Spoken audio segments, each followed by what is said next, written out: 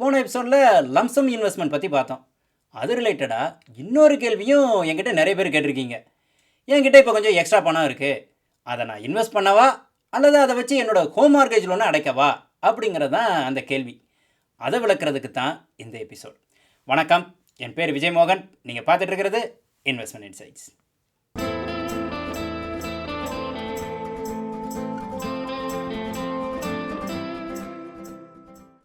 Invest பண்ணவா அல்லது loan அடைக்கவா அப்படிங்கிற கேள்விக்கு பதிலை பார்க்குறதுக்கு முன்னால் மார்கேஜ் லோன் எப்படி ஒர்க் ஆகுது அப்படிங்கிறத ஒரு எடுத்துக்காட்டு மூலமாக பார்க்கலாம். அது தெரிஞ்சால் நம்மளால் ஈஸியாக ஒரு முடிவு எடுக்க முடியும். இப்போ நமக்கு 1,00,000 ரூபாய் லோன் இருக்குது அப்படின்னு வச்சுப்போம். இங்கே இந்த கேல்குலேட்டரில் டாலர் அப்படின்னு பார்க்குறோம், அது ரூபா அப்படின்னு நினச்சிக்கோங்க. ரெண்டுக்கும் கான்செப்ட் ஒன்று தான். நம்ம லோன் பீரியட் 1 வருஷம் அப்படின்னு வச்சுப்போம். எந்த ஹவுஸ் லோனும் நம்ம 1,00,000க்கோ அல்லது 1 வருஷத்துக்கோ எடுக்க மாட்டோம். ஆனால் இந்த கணக்கை புரிஞ்சிக்க சிம்பிளாக இப்படி அசியூம் பண்ணிக்கலாம். நம்ம லோனோட வட்டி 10% அப்படின்னு வச்சுப்போம். இந்த இன்புட்ஸ்க்கு நாம் கீழே அமார்டிசேஷன் ஸ்கெடியூல் பார்க்குறோம்.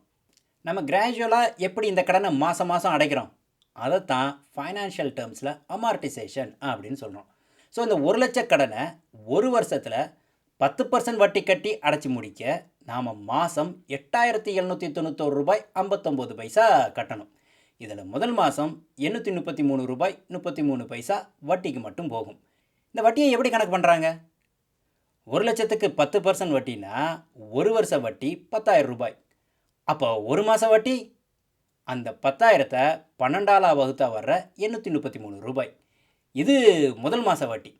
அப்போ நம்ம கட்டின 8,791 ரூபாயில் 833 ரூபாய் வட்டிக்கு போயிடுச்சுன்னா மிச்சம் இருக்கிற 7,958 ரூபாய் ஆக்சுவல் கடன் அடைக்க முதலுக்கு போகுது. ஸோ முதல் மாதம் முடிவில் நம்ம கடன் பேலன்ஸ் 1,00,000 ரூபாயில் இருந்து குறைஞ்சி 92,041 ரூபாயாக ஆகியிருக்கும். இப்போ அடுத்த மாதம் வட்டி எப்படி கணக்கு பண்ணுறாங்க? இப்போ நம்ம கடன் பாக்கி என்ன?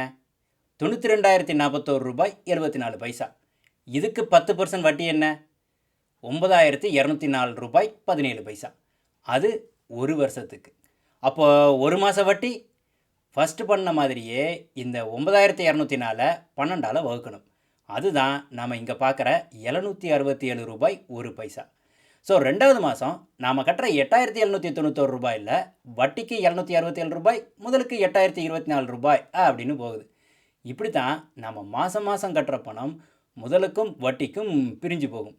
ஒரு லோனோட ஆரம்ப காலத்தில் நிறைய பணம் வட்டிக்கு போகும். ஏன்னா ஆரம்ப காலத்தில் நம்ம முதல் பெருசாக இருக்கும். ஆனால் கடன் முதல் குறைய குறைய நம்ம வட்டியும் மாதம் மாதம் குறைஞ்சிட்டே போகும். இதிலேருந்து நம்ம என்ன தெரிஞ்சுக்கிறோம்? ஒவ்வொரு மாதமும் நாம் கட்ட வேண்டிய வட்டி அந்த மாதம் நம்ம கடன் பாக்கி எவ்வளவோ அதை பொறுத்து கணக்கிடப்படுது. 1,00,000க்கு 833 ரூபாயினும், 92,000 ரூபாய்க்கு 767 ரூபாயினும், 84,000 ரூபாய்க்கு 700 ரூபாயினும் ஒவ்வொரு மாதமும் முதல் குறைய குறைய வட்டியும் குறைஞ்சிட்டே வரதை இங்கே பார்க்குறோம். இந்த அமார்டிசேஷனை நல்லா புரிஞ்சுக்கோங்க. உங்களுக்கு புரியலை, இன்னும் குழப்பமாக இருக்குது அப்படின்னா அவசரமே இல்லை, நிறுத்தி நிதானமாக இன்னொரு தடவை இந்த கணக்கை பாருங்கள். இப்போ நம்ம கேள்விக்கு வருவோம். நம்மக்கிட்ட இப்போ ஒரு 10,000 ரூபா இருக்குது. அதை வச்சு நாம் இந்த கடன் அடைக்கலாமா அல்லது வேறு இன்வெஸ்ட்மெண்ட் பண்ணலாமா? அந்த கேள்விக்கு விடை தெரிய நமக்கு 2 விஷயம் தெரியணும். ஒன்று, இந்த கடனை அடைக்கிறதா இருந்தால் நமக்கு வட்டியில் எவ்வளோ மிச்சம். 2, இன்வெஸ்ட்மெண்ட் பண்ணுறதா இருந்தால் அதில் இருந்து எவ்வளோ ரிட்டர்ன் எதிர்பார்க்குறோம். நம்ம இன்வெஸ்ட்மெண்ட் ரிட்டர்ன் வட்டி சேமிப்பை விட அதிகமாக இருந்தால் நாம் இன்வெஸ்ட் பண்ணணும், இல்லைன்னா கடன் அடைக்கணும். சிம்பிள். ஸோ வட்டியில் எவ்வளோ மிச்சம்னு எப்படி கணக்கு பண்ண? 10,000 ரூபாய்க்கு 10% வட்டி மிச்சம், அதாவது வருஷத்துக்கு 1,000 ரூபாய் மிச்சம். அவ்வளோதான். Very simple. என்னங்க சொல்கிறீங்க? அமார்டிசேஷன் ஸ்கெடியூலை பார்த்தா அவ்வளோ சிம்பிளாக தெரியலையே. கரெக்டு தான். அந்த ஸ்கெடியூலை ஈஸியாக புரிஞ்சுக்கிற மாதிரி இப்போ சிம்பிள் ஆக்கிடலாம். இந்த ஸ்கெடியூல் படி முதல் மாதம் நம்ம பேமெண்ட்டில் 833 ரூபாய் வட்டிக்கும் மிச்சம் முதலுக்கும் போகுது அப்படின்னு ஏற்கனவே பார்த்தோம்.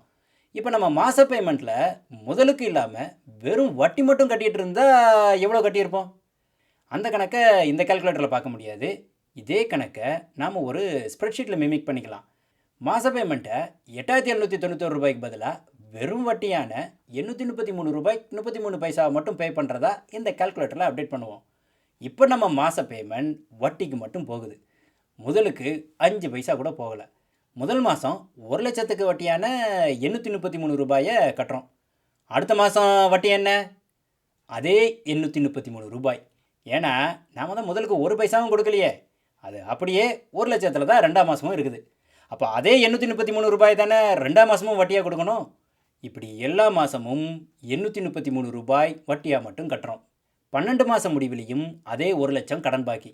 ஸோ இந்த ஒரு வருஷத்தில் 1,00,000 ரூபாய்க்கான வட்டியை மட்டும் கட்டியிருக்கிறோம். 12 மாதம் முடிவில் நாம் கட்டின மொத்த வட்டி 10,000 ரூபாய். 1,00,000க்கு 10% வட்டியான 10,000 ரூபாய் இங்கே வந்துருச்சு பாருங்கள். 1,00,000க்கு 10,000 ரூபாய் வட்டினா 10,000 ரூபாய்க்கு நாம் எவ்வளோ வட்டி கட்டியிருப்போம்? 1,000 ரூபாய் கட்டியிருப்போம். இந்த கால்குலேட்டரும் அதை தான் காட்டுது. அப்போ நம்ம 10,000 ரூபாய்க்கு ஒரு வருஷ வட்டி சேமிப்பு 1,000 ரூபாய். ஆனால் இந்த 1000 தானப்பா 10,000த்தில் 10%ன்னு ஏற்கனவே பார்த்தோம். கூட்டி கழித்து பார்த்தா கணக்கு சரியாக வந்துருச்சு பாருங்கள். அப்போ நம்ம இந்த 10,000த்தை கடனை அடைக்காமல் இன்வெஸ்ட் பண்ணுறதா இருந்தால் நமக்கு 1,000 ரூபாய்க்கு மேலே வருஷ ரிட்டர்ன் இருக்கணும். அதாவது 10%க்கு மேலே ஆவரேஜ் ஆனுவல் ரிட்டர்ன் இருக்கணும். இதை இன்னொரு கண்ணோட்டத்தில் நம்ம பார்க்கலாம். இப்போ நம்ம இன்வெஸ்ட்மெண்ட்டில் இருந்து 12% ரிட்டர்ன் வருதுன்னு வைங்க. அதில் 10%ஐ கடனோட வட்டிக்கு கொடுத்துட்டு மிச்ச 2%ஐ நாம் வச்சுக்கலாம். அதனால தான் இன்வெஸ்ட்மெண்ட்டோட ரிட்டர்ன் லோனோட இன்ட்ரெஸ்ட் ரேட்டை விட அதிகமாக இருக்கணும் அப்படின்னு சொல்கிறோம். ஸோ நம்ம கேள்விக்கு பதில் இந்த ஃபார்முலாவில் இருக்குது. Expected investment rate loan interest ரேட்டை விட அதிகமாக இருந்தால் இன்வெஸ்ட் பண்ணவும், இல்லை என்றால் கடனை அடைக்கவும். இதுதான் ஃபார்முலா. ஆனால் இதில் ஒரு பிரச்சனை. லோன் இன்ட்ரெஸ்ட்டுங்கிறது நாம் கண்டிப்பாக கட்ட வேண்டிய ஒன்று. அதில் மிச்சப்படுத்துகிற பணம் நம்ம பாக்கெட்டில் இருக்கிற பணம் ஆகிடும். அதாவது ஷியூரான ரிட்டர்ன். ஆனால் இன்வெஸ்ட்மெண்ட் ரிட்டர்ன் அந்த இன்வெஸ்ட்மெண்ட்டை பொறுத்து கண்டிப்பாக வரும் அப்படின்னு 100% கான்ஃபிடெண்ட்டாக சொல்ல முடியாது. எடுத்துக்காட்டுக்கு இப்போ நாம் நிஃப்டி 50 இண்டெக்ஸ் ஃபண்டில் இன்வெஸ்ட் பண்ணலாம் அப்படின்னு இருக்கிறோன்னு வச்சுப்போம். லாங் டேர்மில் 10 to 12% ரிட்டர்ன் இதில் எதிர்பார்க்கலாம். அது நம்ம லோனோட வட்டி 10% விட அதிகமாக இருந்தால் கூட வருஷம் ரிலேபிளாக இந்த 12% ரிட்டர்ன் நமக்கு கிடைக்காது.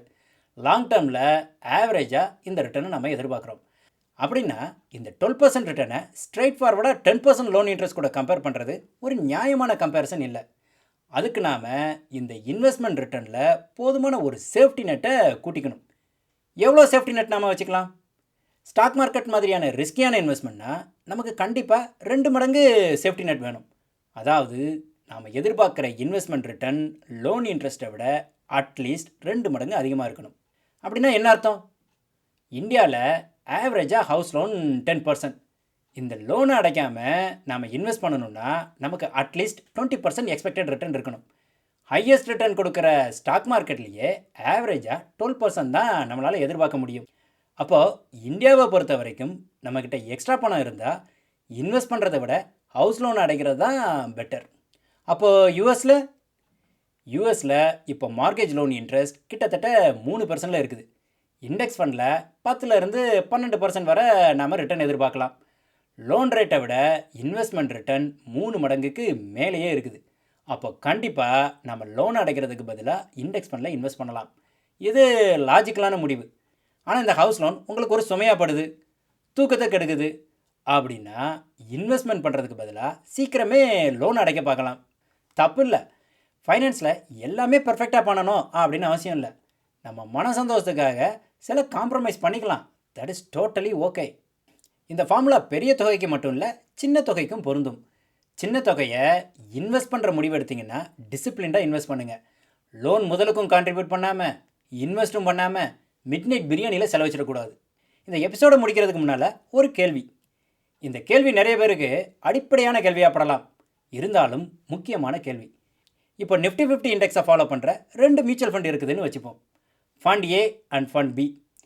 2 ஃபண்டுக்கும் எக்ஸ்பென்ஸ் ரேஷியோ, ட்ராக்கிங் எரர்னு எல்லாமே ஒரே கேரக்டரிஸ்டிக்ஸ்.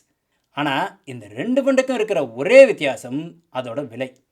ஃபண்ட் ஏவோட ஒரு யூனிட் விலை 100 ரூபாய், ஃபண்ட் பியோட விலை 10 ரூபாய்.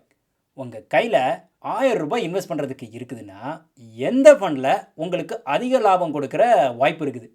நீங்கள் எதில் இன்வெஸ்ட் பண்ணுவீங்க? கீழே கமெண்ட்ஸில் சொல்லுங்கள். சீக்கிரமே அடுத்த எபிசோடில் சந்திப்போம். நன்றி, வணக்கம்.